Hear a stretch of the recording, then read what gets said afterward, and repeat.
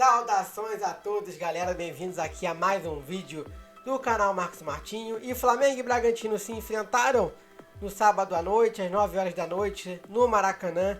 E o Flamengo sofreu uma derrota amarga, uma derrota sofrida, uma derrota que serviu como um banho de água fria para os torcedores rubro-negros, né? O Flamengo ele repete erros já recorrentes de temporadas passadas e acaba sofrendo uma derrota amarga para a equipe do Bragantino. Vem comigo para a gente entender e analisar por onde passou essa derrota do Flamengo.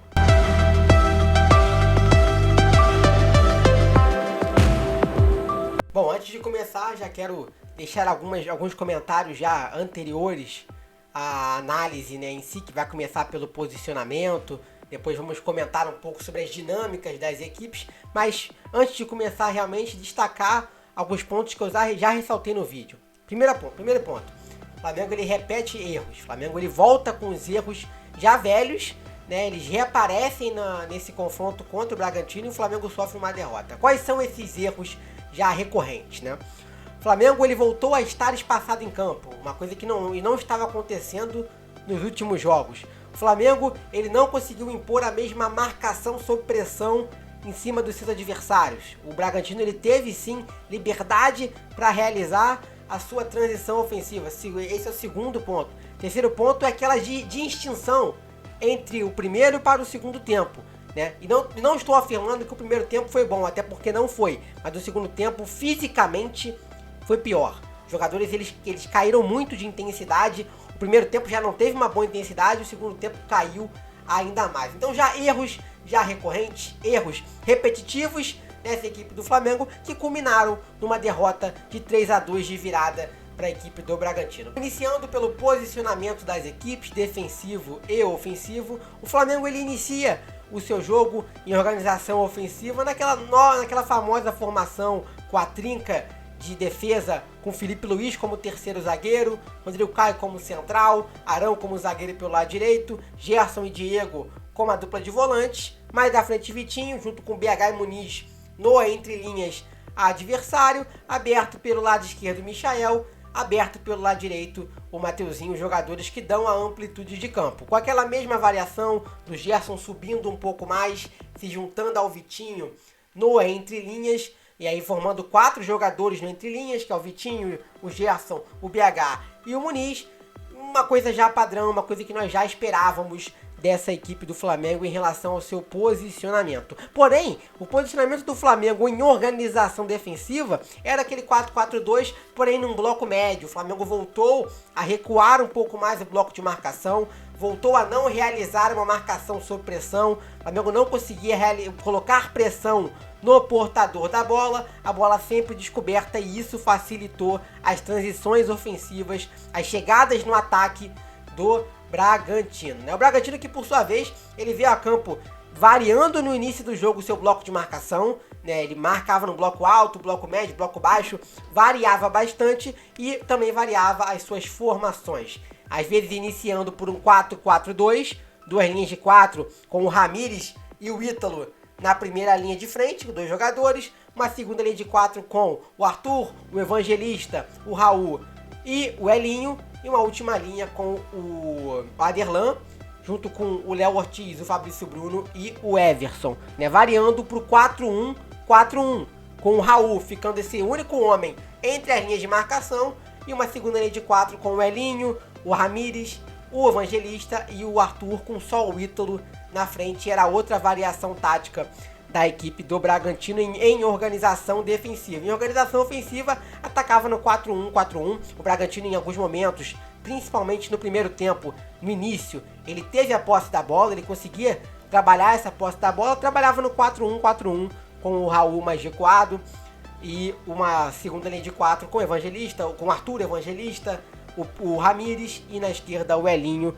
com o Ítalo na frente, né? O Ramires que substituiu o Pedrinho, né, que em teoria seria o substituto inicial do Claudinho, mas não, o Barbieri, né, optou pelo Ramires. Esses foram os posicionamentos das equipes, e um Flamengo que começou o primeiro tempo com uma intensidade muito baixa, né? Se submeteu à pressão defensiva, à pressão de marcação da equipe do Bragantino e conseguiu criar pouquíssimas oportunidades de gol. O Flamengo era um time com pouquíssima criação, era uma equipe com pouca criatividade e era uma equipe lenta, era uma equipe que faltava muita intensidade, era uma equipe modorrenta em campo, era uma equipe muito lenta.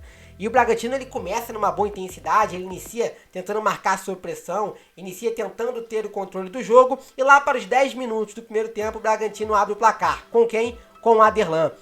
Comentamos aqui no pré-jogo, falamos rapidamente sobre o Aderlan, como o Aderlan ele é um ponto forte nas bolas aéreas do Bragantino, e isso ocorreu. Aliás, ocorreu 2 vezes consecutivas no primeiro tempo. Aos 10 minutos, cobra uma falta o Arthur pela direita, o Aderlan ele se antecipa da marcação do Flamengo na primeira trave, toca de calcanhar, é uma jogada também no improviso, também conta com a aleatoriedade do lance do Aderlan, marca um golaço e logo em seguida, aos 13 minutos, tem um escanteio e o Aderlan novamente sobe sozinho na primeira trave, como esse elemento surpresa, e a bola quase entra, ela vai na trave. Então desatenção do Flamengo na bola aérea e falta de estudo em cima do adversário, porque até eu mesmo comentei, não fui só eu, vários youtubers também comentaram a força ofensiva do Aderlan nas bolas aéreas, como ele atua como esse elemento surpresa. E o Flamengo foi surpreendido 2 vezes consecutivas com o Aderlan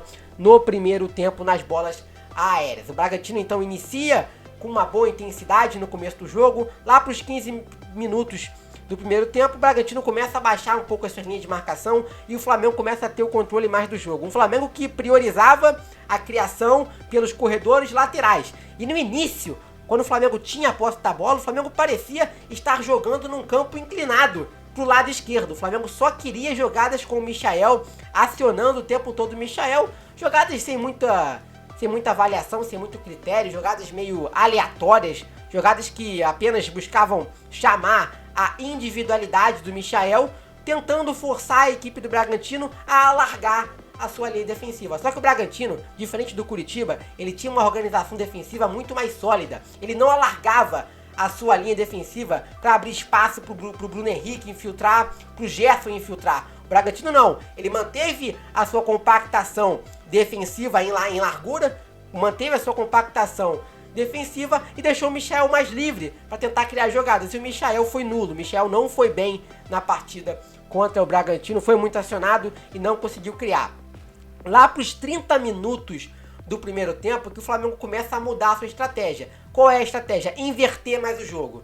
Começar a inverter bola. Inverte para um lado, inverte para o outro, vira para o Mateuzinho, vira para o Michael, para tentar proporcionar esse balanço defensivo do Bragantino e conseguir encontrar o gol. Não conseguiu ter êxito, o Bragantino ele conseguiu manter uma boa compactação defensiva, não se desestruturava defensivamente, e o Flamengo acha um gol. O gol não foi trabalhado, foi um gol achado. Após um escanteio, o Michael, a bola sobra para o Michael na entrada da área, ele finaliza mal, ele erra o chute, porém ela sobra para o Muniz guardar ali pelo lado esquerdo, na grande área. O Muniz, que fez um excelente jogo, matador, faro de gol, marca esse primeiro gol do Flamengo e empata o jogo. O Flamengo ele acha o gol. O Flamengo ele foi lento, ele não teve intensidade, ele não teve criatividade e ele achou um gol. Ele acha um gol no meio, né, na segunda metade ali do primeiro tempo. O Muniz marca o gol de empate do Flamengo. Até conseguiu criar outras chances com o Muniz, finalizando de fora da área, mas lances assim de individualidade. Não eram lances de criatividade. Não tiveram lances de criatividade da equipe do Flamengo. Para o segundo tempo, o Bragantino ele realmente veio com uma ideia completamente reativa. O Bragantino ele não tentou marcar sob pressão. O Bragantino ele simplesmente teve a ideia, entrou em campo com a ideia mais reativa, marcar no bloco baixo e tentar encontrar as suas jogadas ofensivas em transição ofensiva, em contra-ataque, principalmente com o Arthur sendo esse homem do contra-ataque, sendo esse homem da transição ofensiva. E o Flamengo teve a posse da bola o tempo todo. O Flamengo ele mantém a sua ideia de tentar realizar inversões de jogo com uma intensidade ainda menor. Diego e o Gerson, os dois volantes, caíram de intensidade de forma absurda. O Flamengo ele estava ainda mais dentro no segundo tempo, mas ainda assim com uma inversão do Gerson a bola acaba sobrando pro Mateuzinho ali, o Mateuzinho faz um bom cruzamento, o Mateuzinho que fez um bom jogo, faz um baita cruzamento pro Muniz, Muniz acerta um chute de bicicleta lindo, um golaço do Muniz e vira o jogo para o Flamengo. O Flamengo com essa ideia de ficar invertendo um pouco mais o jogo, trocando o corredor constantemente, e no segundo tempo isso acabou também não dando certo. O Flamengo virou uma equipe de chuveirinho. Deu certo no gol do Muniz, mas depois o Flamengo se torna uma equipe de chuveirinho para a área. Após o gol, estava nítido que o Diego e o Gerson estavam mortos. Que o Diego e o Gerson não estavam sustentando. Que o Diego e o Gerson não estavam mais aguentando ficar em campo. Eles não marcavam ninguém e em construção eram previsíveis. Não conseguiam criar nada. Rogério Ceni, ele opta por não tirar nenhum deles. E morre com 4 substituições. Com 4 substituições, né? Ele apenas muda o Michael pelo Max. O Max, que sempre entrou como um homem mais de meio, como um homem mais de criação, como um armador ou como um segundo volante ali, né? Entrou no Carioca às vezes como segundo volante. O Max entra como um ponta esquerda. O Max nunca foi testado no profissional como ponta esquerda. O Max entra perdido, ele entra confuso, é uma novidade para ele aquilo ali, porque ele não é um ponta esquerda. O Ceni falha novamente na sua leitura de jogo, né? Era uma crítica ferrenha dos torcedores do Flamengo e volta a se repetir. O Ceni parece não ter um plano B. O plano A não deu certo. O plano A não funcionou. O Flamengo não era criativo. O Flamengo não estava conseguindo desenvolver o seu jogo. Precisava de um plano B, e o plano B do Ceni é inexistente, não aconteceu. Não aconteceu o plano B. Ele só trocou o Max pelo Michael, que não rendeu, obviamente, por fora de posição, mantém Diego e Gerson mortos em campo. Mortos em campo. Ele tinha Hugo Moura e João Gomes. Após o gol, o Flamengo poderia sim reforçar o seu meio de campo, colocar um pouco mais de força de marcação no seu meio de campo para ter mais solidez defensiva. E o Ceni não optou por isso, optou por manter os jogadores cansados, né, exaustos em campo, com o Flamengo vencendo o jogo por 2-1. O Flamengo ele continua tentando ter a sua estratégia de trabalhar pelos corredores laterais e lançar a bola na área, chuveirinho para a área visando o Muniz e o BH, chuveirinho para a área, aliás o BH que fez uma partida muito ruim, mas pouco tempo depois o Flamengo leva o segundo gol do Bragantino, que acontece num lance bizarro. Numa jogada bizarra. O Flamengo ele perde a bola no campo de ataque com o erro do Diego. O Diego tenta um passe absurdo, uma bola por elevação completamente absurda. O Flamengo perde a bola. O Flamengo não consegue realizar a sua pressão pós-perda. O Flamengo não teve pressão pós-perda, não tem perde-pressiona, não aconteceu. O Bragantino consegue sair em transição, o Diego não volta, o Diego demora uma eternidade para recompor. O Rodrigo Muniz faz a recomposição antes dele. O Rodrigo Muniz faz a recomposição antes do Diego. O Bragantino consegue chegar no último terço, troca passes com uma facilidade absurda dentro da grande área do Flamengo. Ocorre a finalização e aí também conta com o azar da bola resvalar no Gerson, subir, e o Ramires, como oportunista, marca o gol. O segundo gol do Bragantino empata. E o Flamengo ele vem à tona geral, toma completamente como objetivo chuveirar bolas na área. Bola na área pro Muniz, bola na área pro Muniz, bola na área pro Muniz. O Barbieri, ele promoveu uma alternativa tática, né? O Barbieri mudou o seu esquema tático. Ali, até esqueci de comentar isso quando eu falei de posicionamento. O Barbieri modificou. Ele coloca o Edmar, mais um lateral esquerdo, e depois coloca o Natan, mais um zagueiro. Ele coloca uma linha com 5 jogadores atrás, né? Com os 3 zagueiros, Natan, Léo Ortiz e Fabrício Bruno, né? Mais laterais, Aderlan e Edmar. Ele tira o Elinho e bota o Coelho, fortalece o meio de campo. Ele monta um 5-4-1. O Barbieri muda o seu esquema tático para fortalecer o seu sistema defensivo, para deixar a sua equipe mais sólida, o que o Flamengo poderia ter feito. O Flamengo não fez. O Flamengo firma na sua ideia de jogar bola na área para o Muniz, bola na área para o Muniz. E no final do jogo, num dos últimos lances do jogo, o Flamengo toma um contra-ataque, num erro do BH, que ele foi fominha. O BH foi fominha no último lance do jogo. Ele não dá passe pro Diego, perde a bola. Flamengo lento na transição defensiva. O Flamengo que não tinha recomposição.